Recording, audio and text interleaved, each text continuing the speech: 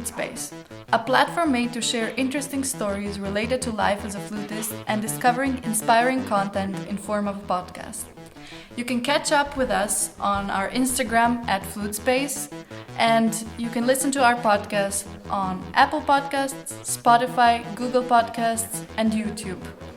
All of these links can be found in our link tree. If you want to support us, you can buy us a coffee at Buy Me a Coffee at Flutespace. Our guest today is Ine Vanoeveren, an innovative flutist that is also a performer, doctor of musical arts, and artistic director. After her flute studies in Liège, she did a contemporary music master with Mario Caroli and later went on to do DMA in contemporary music performance in the US in the class of John Fonville. While doing her doctoral studies, her focus was development of a performance practice method for the music for flute solo by Brian Ferneyhough, who might be most known for his work Cassandra's Dream Song, which also gets a lot of mentions in this episode. She teaches contemporary music master in the Royal Conservatory of Liège and is a senior artistic researcher in XR performances at Pixel Mad in Hasselt and Max Lab at Royal Academy of Fine Arts in Antwerp, and a researcher in creative AI applications for real-time performance at the Algorithmic Gaze in St. Lucas, Antwerp. Along with that, she has been on tours on multiple continents, being a part of world-known festivals and even creative festivals. What is left to develop? Now, that's a very good question, and you will find the answer in this episode. Enjoy! Hello, Ine. Thank you for coming. For being here in Flutespace. Thank you for inviting me. Well, we're gonna start with this question: how did you start in the contemporary music field, and in which moment did you decide to follow that path? Quite early on, actually. It was in my first year at the conservatoire, and there was here in Antwerp, and there was a big project around Karel Goeivaerts. Mostly with master students, but they didn't find a flute victim to jump in. And eager as I was as a first year student, I was like, hey, why not? And then it turned out that I actually really enjoyed playing it. It was not that experimental or not that free yet, but it was like a new language for me that I found very interesting. So it was actually very early on in the beginning of my studies that spark or that little seed was planted. So that was the moment in which you started with effects on the flute and everything? Well, not even effects yet. I had to overcome a certain shame. It was a barrier to really start with the effects. So first it was more the unconventional writing, so more complicated rhythms, but still quite, notes. And then really going to graphical scores or complex things, that was a little bit later. I had a project with Ictus when I was young, and then there was Chelsea music. That was a little bit more unconventional already. And then by the time that I was in my master's degree, I was like, okay, let's just jump in, and then all the Ferneyhough things came. A big part of what you do is also performing, combining with playing the instrument. So how did that come about, and how do you see the performing aspect?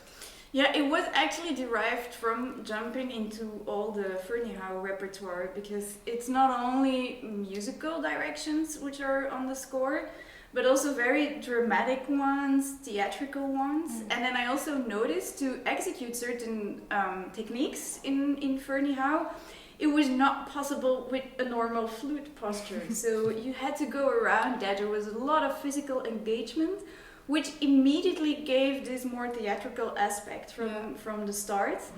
And then I realized I will never record Ferneyhough on a CD, only videos, which I then did.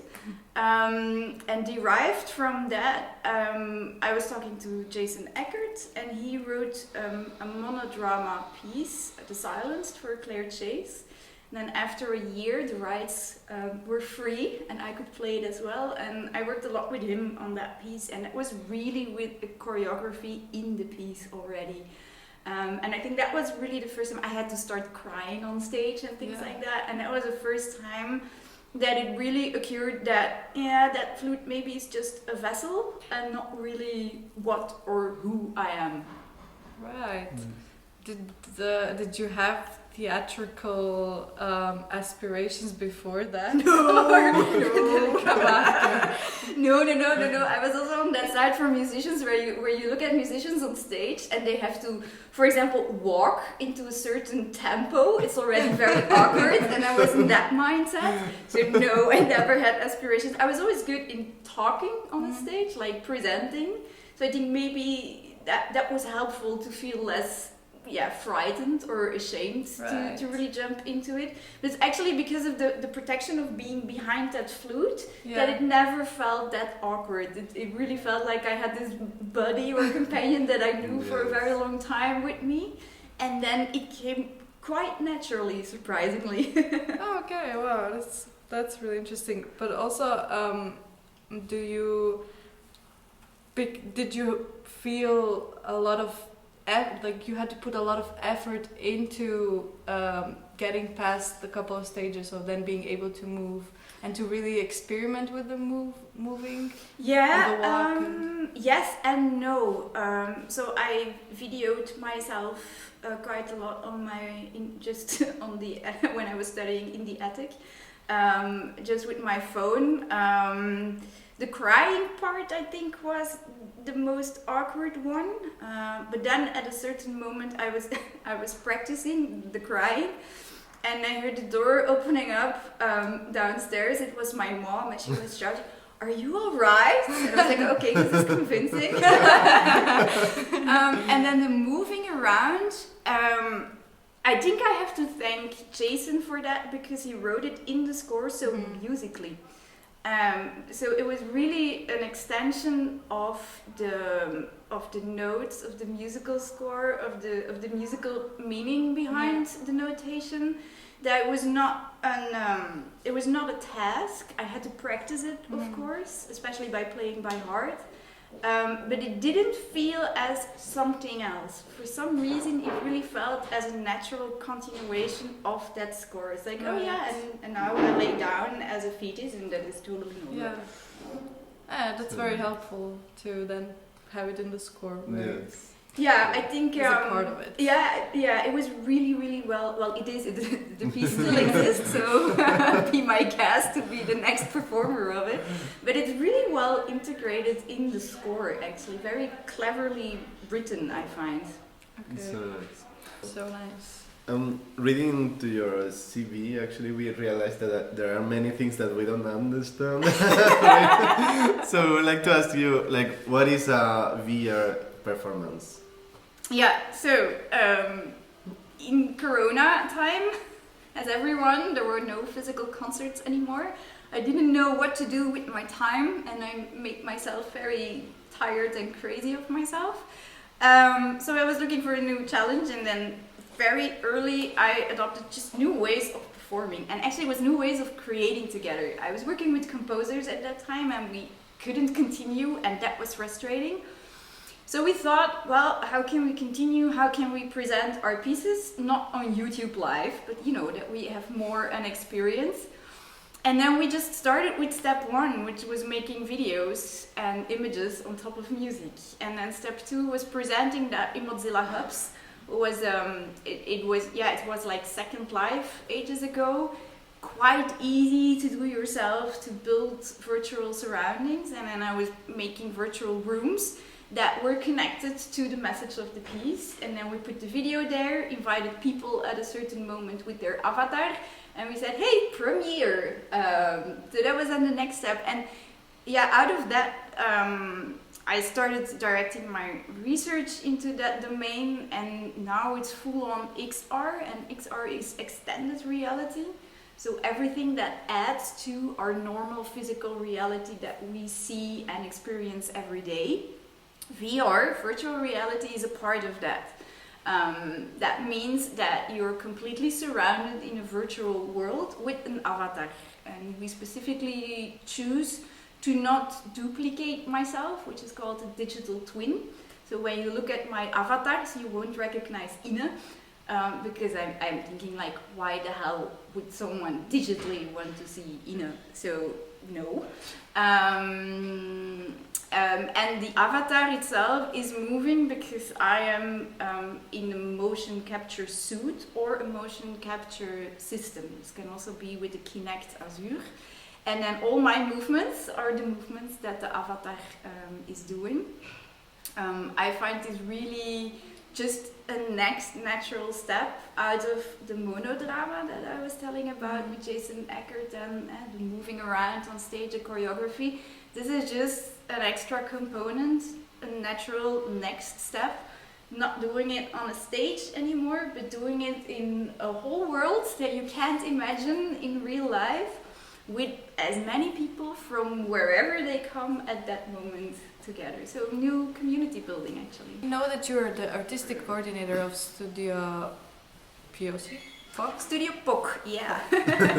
POC stands for Proof of Concept, and that's a term in ICT, in software development. So when you develop something, which is there for the first time, and you test it out, it's a proof of concept. Okay. That is clarified now. How is it to work as an artistic coordinator?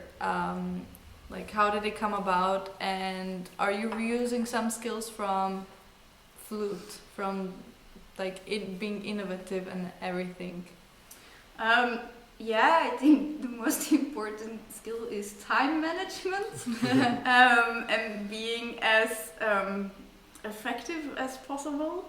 What I like about programming is actually the creation part. It is creating, coming up with new projects that don't exist yet, but where we find artistic meaning that we want to present to a community. It's not the same audience that I had when I was standing on a stage physically, but it's a new audience now, new people that are discovering Ferneyhough in a different way. And the fun part is actually the whole brainstorming part, coming with new concepts, relating it to technological innovation. The less fun part is, after that has been done, you need to write it down in a dossier and ask for funding. So that is actually, that is time consuming. Not only me, but also Toon, for example, in Liège. Also, we joke to the students, for 5 years at the conservatory you learn how to play flute, and then you graduated, and then you need to learn how to write. Because most of the time goes to writing grants and writing applications. What is fun also with Studio POC, but also the other thing that I do, that is the team is multidisciplinary. So we also have ICT people or people coming from totally different worlds. Like, I'm the only musician, I'm the only performer involved. And that's very enriching to workshop and to work together. Yeah. But alas, there is also the writing part that comes after it every time. But it's good to not carry the whole load on yourself. But Well, I have to say, in theory, yes. In practice, True. But also, I mean, as with that kind of space that you have, then the VR and the XR like technology, or like you developing that, I mean, as you said, it's time consuming, but how much time actually? Have you counted? No. Because being creative is very difficult, but I mean, if you're in a kind of position where you need to come up with ideas and everything, and to see it from like all different angles, this isn't it what you're doing, but like it's consuming. Yeah, it is time consuming, but I think this is something we already learned as a musician from a very early age. No one is paying you for all the hours that you put into the preparation. They only see a concert, but not all the work and not all the dedication that you have to do before you are playing that concert. And it's the same thing here. And in the beginning, it's all investment, of course. It's your own free time. It's your own evenings and your own weekends. But then after a while, last year, we got an innovative partnership project for 3 years. and that gives you time and money then to really start developing. And then we work together with a lot of people always, which is good, because otherwise creating VR worlds or working in Unity, which is a game engine, where one of the game engines where such a VR world can be created. I mean, it's a different profession. Those are programmers, those are game developers, and as a performer or as an artist invested in technology, you need to have a notion of it. You need to know what it is about in order to communicate with those people, and that you're not communicating against each other. But it's also when it's your, well, I hate the word, but when it's your passion, it sounds a little bit cheesy, but when it's your interest, it's not really that much of an effort, because I really want to learn more about that. But it is, I don't think that it is weird or novel what I do working with technology, but I don't think that my effort is more than the effort of someone going to auditions or trying to get concerts for chamber music. The work that we need to do is all the same, just with a different perspective. That is all, actually. So it's combining a lot of jobs. It's doing a lot of projects to get noticed, and then building further on that. The only upside that I have is that I work with technology, and that the pay rates in technology is a lot better than in music. yeah, of course. Yeah, if we counted the minutes, like never lawyers do. No. Never do that. Never do that. You will get depressed. But I just wanted to ask, because, well, you collaborate a lot with people. How do you find people that kind of get on the same page as you do? Well, I found people through research, that you then look for other weirdos jumping into the same field as you.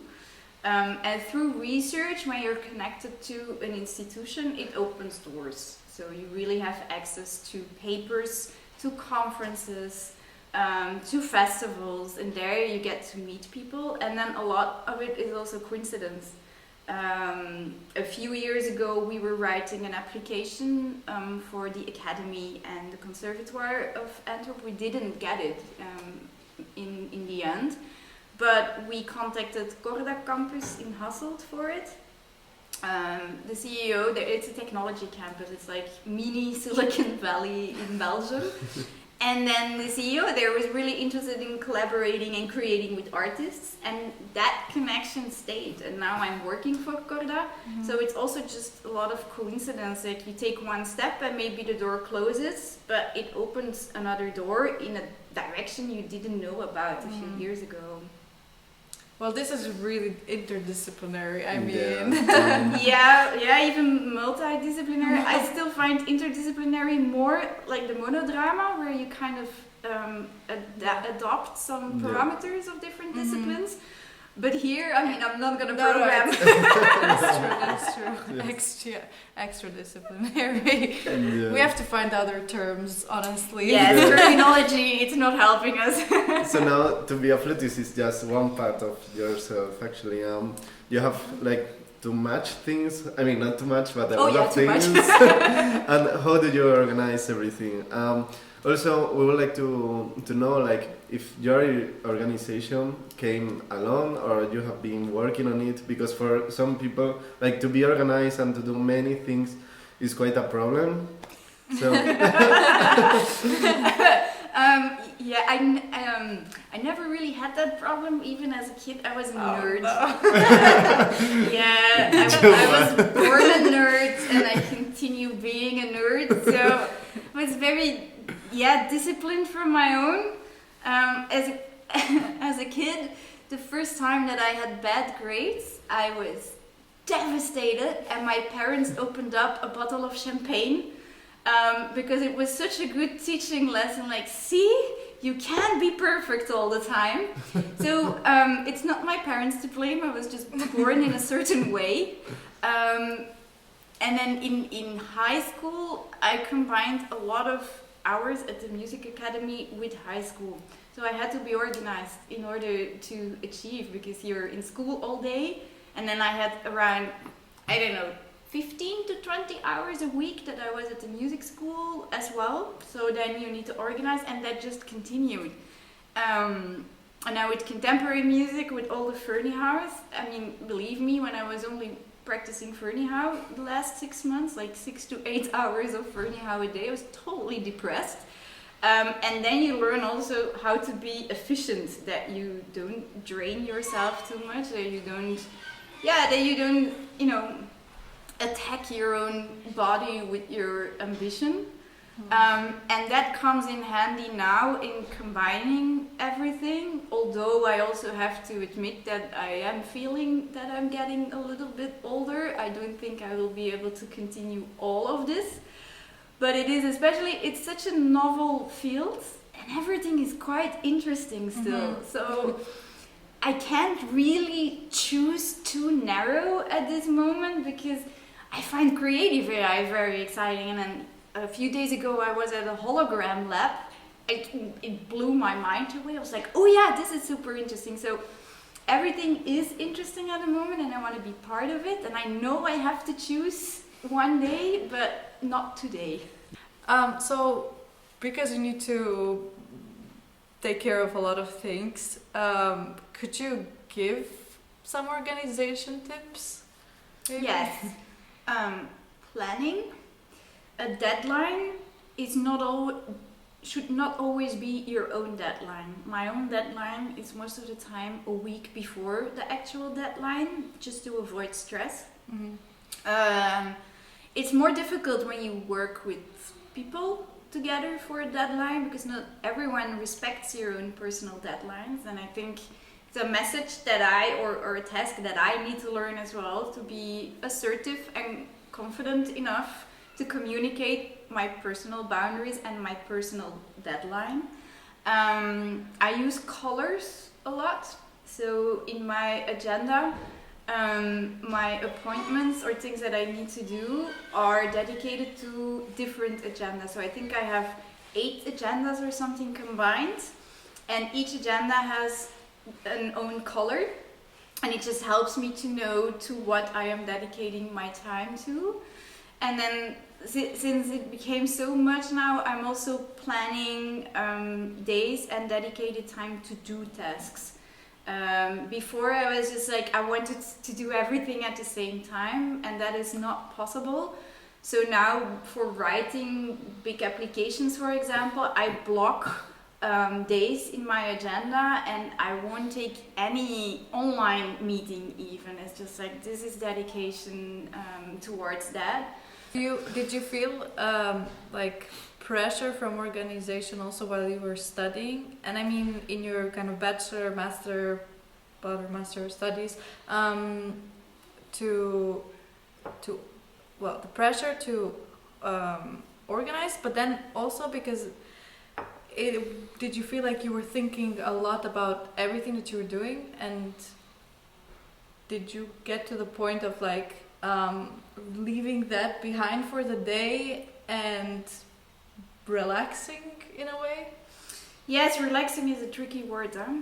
Yeah, that's why I think I think it's also related because we get so many stimuli at the same time now. I always give the example, when I watch a movie that is based on a true story, while watching that movie I'm checking Wikipedia to see if it's correct. That is actually not okay, because you need to be able to watch a movie and only do that. So I think this stress that you are talking about now as well, that for your generation, this became a bigger problem, because there is this constant stream of information that is coming to you. When I was studying, I really sound old now. When I was studying, we did have cell phones, not that old yet, but it was not a smartphone yet. The beginning of the smartphone, didn't have money to buy one then. Yeah. So there was less distraction. There was no Netflix, so I actually had to buy or rent a DVD. And now everything is coming to you, and I noticed this shift as well, that it becomes very difficult to have me time and to really relax. So as a student, for me that was still quite okay.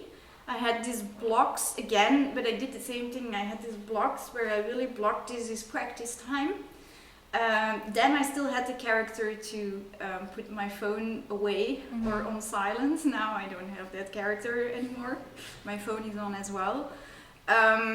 And then now and then I would also dedicate, especially in the evening time, to watch a movie or a documentary. It's always been a very important source of inspiration for me.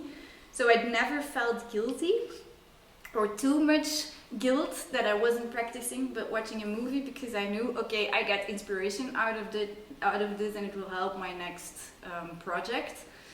But I think now, that became a lot more difficult. I don't think you should feel guilty for once, because there goes a lot of energy to guilt. And the only advice that I can give is work in blocks, and not a period that is too long, but really that you can a bite-sized block of, okay, this is 45 minutes that I'm only going to do that. And this evening, no matter how good or how bad it went, I'm going to dedicate my time to, I say something, developing my website, or writing this grant, or prepare my score. And it's just finding this, it's being efficient, and it sounds like, I'm a very techno positive person, like AI is gonna take over the world. Yes and no. I think you don't lose your creativity by being efficient. On the contrary, I think if you have less stress and more calm, and you have an overview of all the things that you need to do, it really sparkles your creativity. During your studies, did you have many interests, or were you quite determined about one thing? A combination of both. I've always had a lot of interests. What was good during my doctoral studies, it is a different program than here in Europe. So in the US, you still have an education. It's like a continuation of what I was used to as a master's student or in a postgraduate. And you have courses that I wouldn't think of myself. I would have never gone into those topics if it wasn't that I had to choose my courses for a quarter. And that was actually a lifesaver for me, because I also found music studies in Europe very one-sided. In the beginning of the academic year, I was always doubting, like, shouldn't I do an extra education at the university either? Is this enough? And then November, December comes, and then your agenda explodes, and it's like, luckily I didn't do that. But I was always doubting, because I also thought, like, I'm not getting nurtured enough or nourished enough.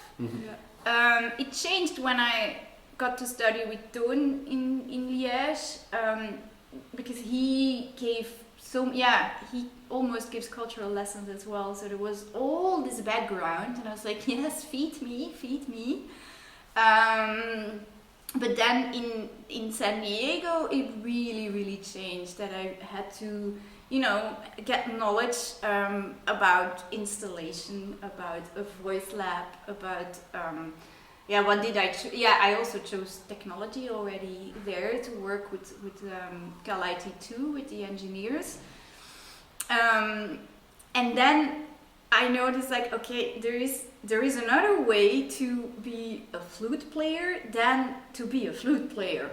There is a way to combine your interests, and there is a way to see the flute as a vessel of creativity, and it doesn't determine who I am, but it helps a lot to be who I am. And that was only because the curriculum in San Diego was so diverse. In the beginning, very overwhelming, but I'm so thankful and grateful that I had the chance to do the program. We would like to ask you, do you have a dream collaboration with anyone in mind? Or?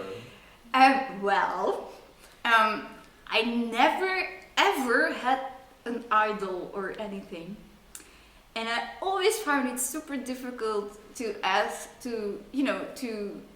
imagine who do I want to collaborate with. So I don't think it's a who, but it's a what. I think my dream collaboration at this moment is to play with holograms. Oh. Yeah, not necessarily me being a hologram. I want to do that as well, playing as a hologram. But I want to play with holograms. That you get this, that you on stage, that you get this interesting dialogue between a physical person being there and a virtual person being there. And how would that relationship be? How would you interact with each other? How could you send out a different message like that? So it's not a who, but it's more a what. Do you have an image of whose hologram would it be? I think there is the who question again. Yeah, sorry. I think it would be very abstract. There is the very, I mean, it's cool. I know it's dangerous to say, and people will critique me of not being critical enough, so I apologize beforehand. But there is this, you can now create holograms with deepfake, which ethically is not okay, of course, unless the person agreed or family members agreed to, give the image rights to you. What is a deepfake? A deepfake is that you behave online as a different person than you are. For example, Paco can totally be Tom Cruise. Cool. Yes, totally. And how do you do that? You gather a lot of data input, images, and not moving images, images of Tom Cruise, and you let the machine learn. And it takes a lot of steps, especially for a real deep fake. Yeah. And then it's very difficult then to see if it's Paco or Tom Cruise. It's very difficult to say. You would really say, okay, that is Tom Cruise. So you can do that now with a lot of people, and they're reviving dead people like that. Like a long time ago, they did it with Maria Callas already. You now have the ABBA show in London, where they use avatars of young ABBA, but they have their consent, of course. Yeah. But there is the danger that you will see videos online by a politician saying something, but actually it's not that politician, it's another person with the face of that other person on him or her, and spreading fake news. So ethically, there is a big debate, and I'm fully aware of that. But I think that I would like to have the, first of all, very abstract holograms, but then if it has to be realistic, I actually would find it cool to interact with Elon Musk. I know it's not correct to say that, but yeah, I am gonna say it. And did you ever imagine that you will be doing these kind of things during your studies or? No, not at all. It's very weird that I got to this point today. Very happy. I'm very, very happy.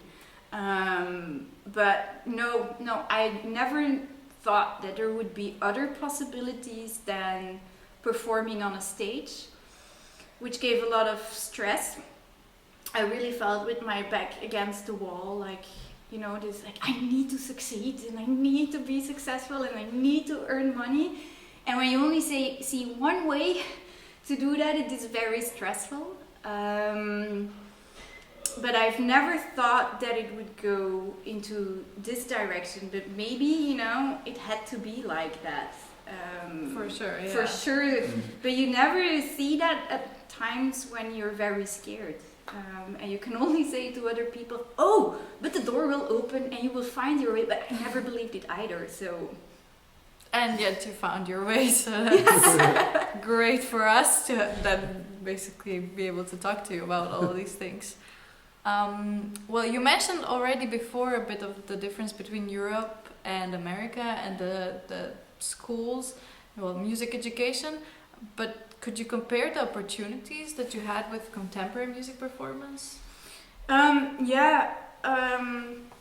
So first in now it changed. There are specific people coming to conservatoires to teach you contemporary music. There are programs in contemporary music already. When I was studying, not that much yet. I was very lucky to have such an open-minded teacher as Toon. I had to do all the classics, of course, and all periods, but for my final exam, he allowed me to play a completely contemporary program in June. Not in January, in June, yes. And afterwards, I went studying with Mario Caroli, specifically on contemporary music. But that was also, I learned a lot technically. We did so many pieces. It was very demanding. So every lesson I had to present 2 new pieces. So you really do your kilometers and you really get to know all the techniques. But after that, because it was, I call it was a European education, I still didn't know who I was, what I wanted to do. I didn't have the capacity to make a program, for example, that had a message or that was cohesive. It was just still putting pieces together. Mm-hmm. And I felt this is not right. And then I was just searching for a contemporary music program, a doctoral degree online, and San Diego popped up. And nothing actually in Europe. So that opportunity was in 2 places at that time in the US, and that was it. And immediately was like, okay, San Diego, where is San Diego? Oh, Southern California, I like that. And then I just started all the applications for that, but without really knowing what it was, also without knowing how difficult it would have been to be accepted. I only knew that after I was studying there, that they told me like, okay, we had that many applicants, and I was like, oh, if I had known that beforehand, I would have never applied. So that was also more, coincidence, and then it's finding money and doing a lot of, tests, an English test, a mathematics test again after all these years. But there I saw the opportunities of what a contemporary artist can be, but also should be. And there it became clear.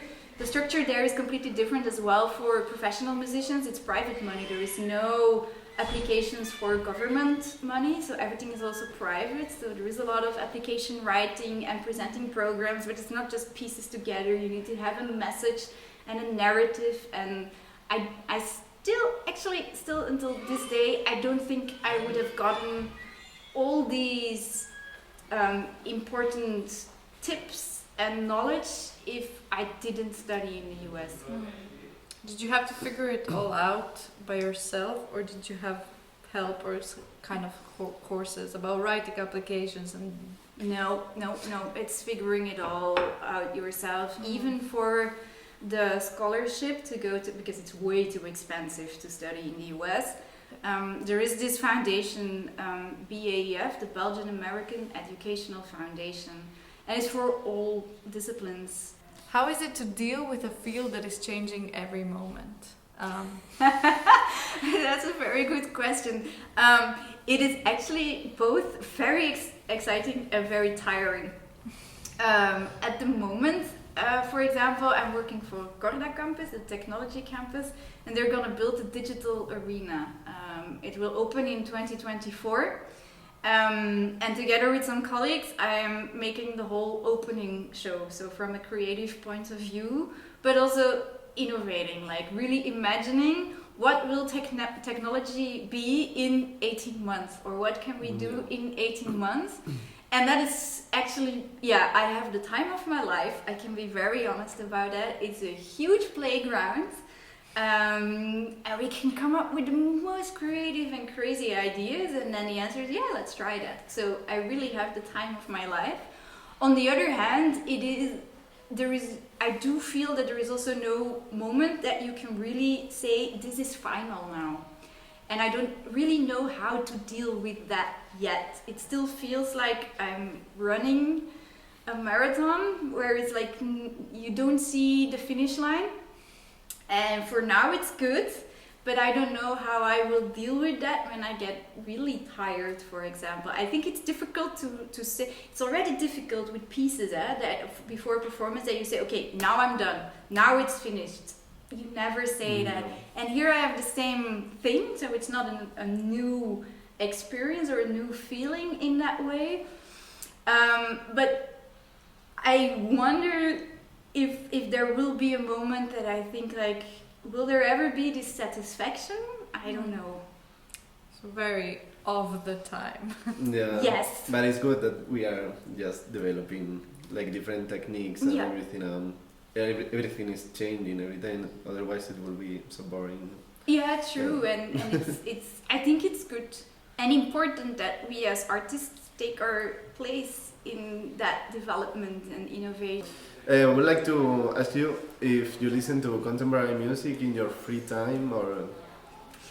I don't.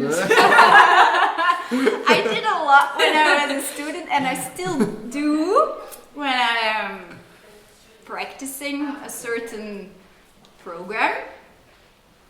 But I would not consider that my free time. It's part of the work process, to be honest. Do you listen to classical music? Nope. No. So then... No, I consider that, I consider that work. Also, I listened less and less to classical music, especially I don't like the concept of classical music being background music. So in a car, for example, it is something you need to be invested in, and I still think that, but this investment also means that I don't do that in my free time. I don't want to be invested in my free time, but I do not want to diminish the artwork to, background music or background noise. So it's more dedicated time now than before, when I was younger. And then listening to contemporary music, I always found problematic. I think you need to watch contemporary music. So I would advise to watch clips on YouTube of pieces and not listen to them, because you miss a lot of the information. A lot of the music is so invested in physical embodiment, in effort, that it is a huge part of the musical meaning behind the notation. And if you take that parameter away, if you take the visual component away, I don't think you fully get the experience of the pieces. So I would actually, like I said with Fernihau as well, that I would never record it on a CD, but I would make videos of it. I think it goes for most of the pieces, that they really come to their right and that they have the space to bloom when there is also this visual component. Well, that actually makes a lot of sense, because if I'm listening to contemporary, it's always easier to see also what they do on instruments or like with electronics or with gadgets and things like that. It then to understand also what, not understand, but it's also more like in capturing that in my brain better. Whenever you are playing contemporary music, you are telling a story, I think. Yeah, it's a lot about body language. Yeah. It is a body language. It is an investment, and it is really an effort. And also, our auditive system is not that developed as our visual system. Like, we have this peripheral side that we can really see at the sides, but we cannot hear at the sides. So you can see in the corner of your eye that there is, I don't know, a couple talking over there, but you cannot hear what they are saying. And when you bring this many components together, as in contemporary music, I think this visual aspect is just necessary for us as a human to understand, to fully capture and understand what is happening. Also, not to be nosy, but then what kind of music do you listen to, if you listen? It also depends. With combining so many things now, I have to admit, and I know it's very boring, that I so enjoy silence.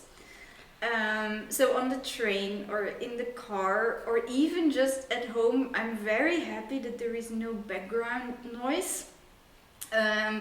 when I have to drive at night and I'm getting tired, it's actually full on 80s rock music, to be honest, at the moment. Or there's very melodramatic rock ballads, super cheesy, but like Within Temptation as well. But then in the middle of the night, I'm like, yeah, I can drive home. It's true. I think musicians and anyone who works so much with sounds, like silence, is very precious. Very. Yeah, I think so too. Yeah. How important is research in your musician life? Yeah, basic of everything, and I think that goes for every artist and every musician, although not everyone defines it as research, but it's getting informed about what you are doing. And there is still this misperception of research being very theoretical, and it's only writing articles. That's not the case. It's really experimenting and going deeper into the matter that you are actually presenting.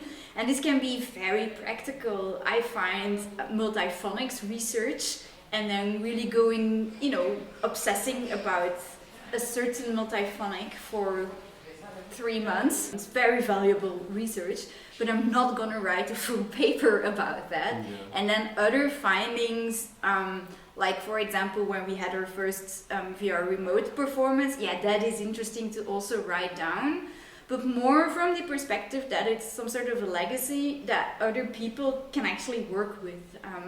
I remember that I felt completely alone during the Fernie House studies. There were musicologist books, but what can you do with a musicologist book when such a complicated score is on your stand in front of you, staring at you for 8 hours a day? So I find it just important that you give some legacy, that you give some information to other people as well. Which kind of flute from the whole family is your favorite and why? It is the alto flute. A lot of people expect contemporary music to adore the bass flute. A lot of composers want you to adore the bass flute, but that's just a little bit too diffuse for me. Like you do all this effort, and you do all this effort in quite a big, mouth hole, and then you get this very beautiful sound still, even if you do all this fortissimo effort. So that was frustrating in Nemesis, the bass flute piece of Fernie House. It's written in 3 staves, so I felt really badass, like a rock pianist reading 3 staves at the same time, and then it's still like this beautiful flute piece that comes out. And then the normal flute, the concert flute. Sometimes for improvising, I like the open holes. That you have all the sliding techniques, and that you can. For improvising, I like the concert flute because of the possibilities, and because of the open holes, to think less in notes but more in effects and sounds. But I have to say that the sound that comes out of an alto flute is actually absolutely my favorite, and it works in every kind of music, I find. It can be very melodic and romantic. It can still be very, very complex and energetic. Beatbox works well on an alto flute as well. So for me, alto flute is a very complete flute. And then as a guilty pleasure, I actually have the piccolo. I adore contemporary music on piccolo. Not classical music on piccolo, but contemporary music on piccolo. I actually find it awesome. It's I had to install extra acoustic isolation in my house to be friendly to my neighbors, but Fernie House on piccolo, it's the max. Which is your funniest moment on the stage? I don't know if it was the funniest, but the most remarkable was a concert in New York. And I was part of it had a funny name, the Complicated Europeans Festival, which was very good.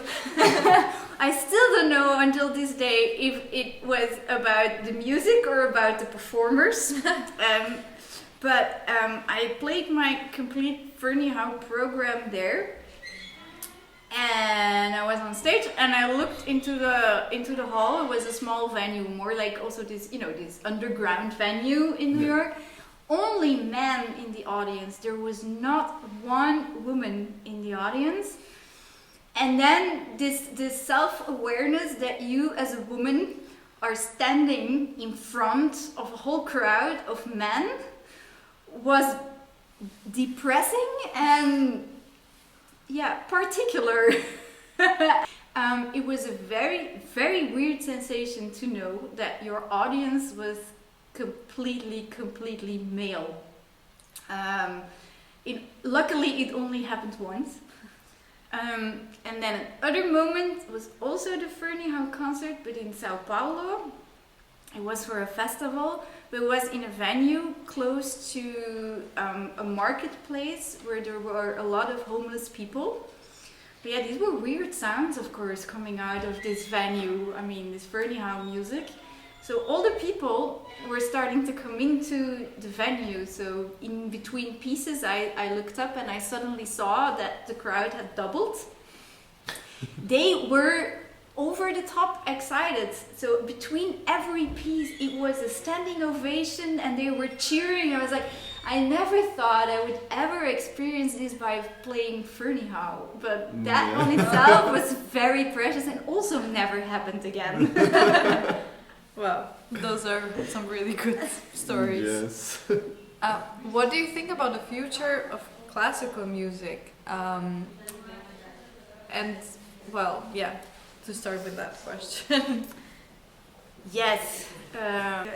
So the future of classical music, I find that a very difficult question, actually, because I think I have a more particular view on it. And of course, I don't want to offend anyone, but for me personally, performing arts in general, I think we need to rethink our, not really our discipline, not what we are bringing, but how we are bringing it and how we are reaching an audience, and if we still are reaching an audience.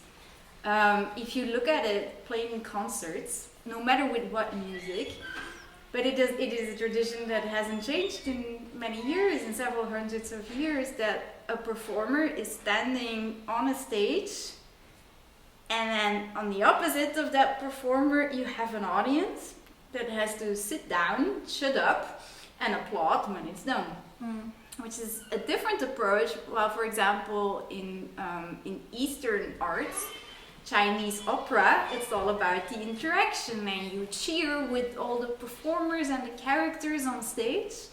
And for them, it's then weird to come to a Western setting where it's this formal. And I wonder how long we can continue like that, if we don't need to be a bit more modern and contemporary in our approach of how to bring the message. Not changing the music, of course, there is an audience for every style, for every discipline, but how are we bringing it to new generations, but also for ourselves? I mean, how can we be relevant in this society? So will you say that what we have to still to discover will be like the way of showing up the music, or like the concert way? Yeah, or a way of programming it, or how do you go to people? How do you get people to come and see you? For me, and it doesn't have to be with technology, not at all, but for me the part of interaction is quite important. I got a lot of questions when I started with the online performances, like, is it still satisfying? How can you connect with your audience? Oh, super easy, not a problem at all. When you include interaction, principles that come from games, it is actually very, very satisfying to connect with your audience, and even easier than on a stage. Like that concert in New York, I didn't really want to connect with all those men in the audience. Of course, you don't know who is visiting you in VR. There are GDPR things to figure out. But it's this interaction that makes it relevant for me, and I make a difference between interaction and participation. Participation is very social, that you really interact with people. I am too introvert for that. I don't mind talking, but I do mind being in a group. I don't like being in a large group. I don't like a lot of noise. I don't like a lot of light. It's just too much. And I'm participating. What you see in a lot of art projects that are participatory, it's not for me. Also in VR, I use the safety mode almost always, but I like interacting with what I see and what I visit. And I think this is something that we can learn also in the physical world as artists. How are you actually truly connecting with your audience? Is there space for your audience to be more active and engaged in what they are actually seeing, and not this passive way, okay, I sit down and it's been done there on the stage and then afterwards I go home. I think these are questions that I don't have an answer for it, but that are important to all of us. So, before you mentioned that the visual is much more advanced than the audible, and because recordings, CDs, that's maybe not outdated concept, but it's growing quite old and it's repetitory. And do you think there is still space to improve that with like developing the audible and the recording styles? But think, how would that add to the performance, or could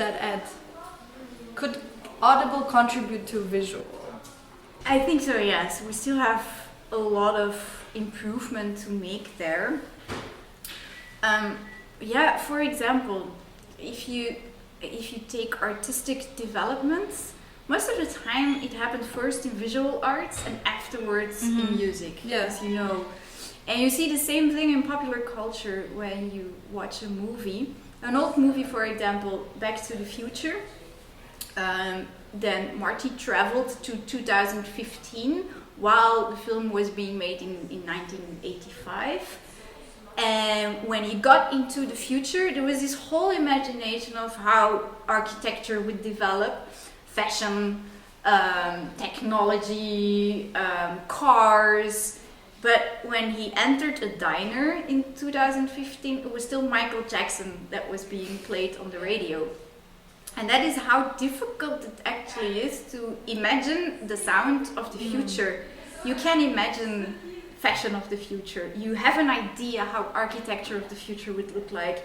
You have an idea how cars will look like. But if I now ask, like, how would music sound? It is very, very difficult. Some futuristic music that is still being used is, for example, music by Pierre Henry, and that was music from the 60s. And that is still used in more popular movies and representation as futuristic music. So it is difficult there. So if we can really reach an audience with recordings, with how we perceive audio and sound now, I don't know. What is still and what is being developed now is immersive sound. That there is really the 3D sound recordings, and that also in physical experiences of performances, that when you work with electronics, for example, that you get the 3D sound when you are in a hall, that you get this immersive sound, that you also have sound effects, or a certain part in electronics, for example, that is sounding above you and not in Dolby surrounding you, but you really have this 3D experience in sound. And I think in experience of music, that already contributes a lot for an audience. It's still very expensive. There are only, like, Galaxy Studios has like a really good equipment for that. PXL Music in Hasselt has an immersive sound studio. But then a mobile setup exists and people are doing that, but it's still quite expensive also to use. And then if you record that, people need to have a device at home that also supports it, and that is most of the time the problem. The technology is there already and it's being developed, but how do you bring it to an audience, to your public at home, for example? So I see more future then again in live experiences than in CD recordings. Yeah. Well, I guess now it's the time for fire questions. We're Oh. gonna ask you 3 questions. And the first one is, which is the best contemporary piece for solo flute for you and why? For me, that is Cassandra's Dream Song by Brian Ferneyhough. It's not his most difficult piece, I know that. But for me, it's his most visionary piece. Not only the compositional concept, but also the philosophical concepts behind it. It is actually, when you dig into the analysis of it, it's quite adaptable to different generations through time, to different perspectives. It is actually a piece that you can really make your own. And it being from 1970, it still sounds so, up to date today. Not every piece ages well, especially not pieces with electronics, of course. But for me, Cassandra's Dream Song, I will always have a weak spot for it. Okay. Which movie soundtrack will you choose for your life? Whoa! Doctor Who. Okay. Yeah, I watched the modern series, the revival of Doctor Who, in San Diego. So it is closely related to my San Diego time, to my whole trajectory of Ferneyhough, and also rewatching Doctor Who often. It comes close to this futuristic approach of sound, so I find it still very interesting to have the experience of both the visuals, the concepts, the innovative images, and the sound combined. Yes. Okay. Nice. Which instrument would you play instead of flute? I think none. None whatsoever. I have played piano and I've played guitar.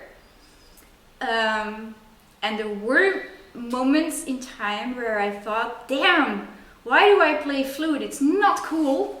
Luckily those days are over. I think the flute can be really cool. And it had to be like that. There is a reason why, as a 6-year-old girl, I chose the flute. I know there was a reason back then. It was Berdine Steinberg who was playing Disney music. So that was the actual reason. But as I said before as well, the instrument is a vessel of your creativity. And if that is the vessel that you are trained on and that you develop the most, that is also the right instrument. So I don't think I would be doing other things today in life if I had played another instrument. It had to be flute, I think, but not in a classical way. Well, that's Nice. great. That's very good. Thank you so much for talking to us. And Welcome.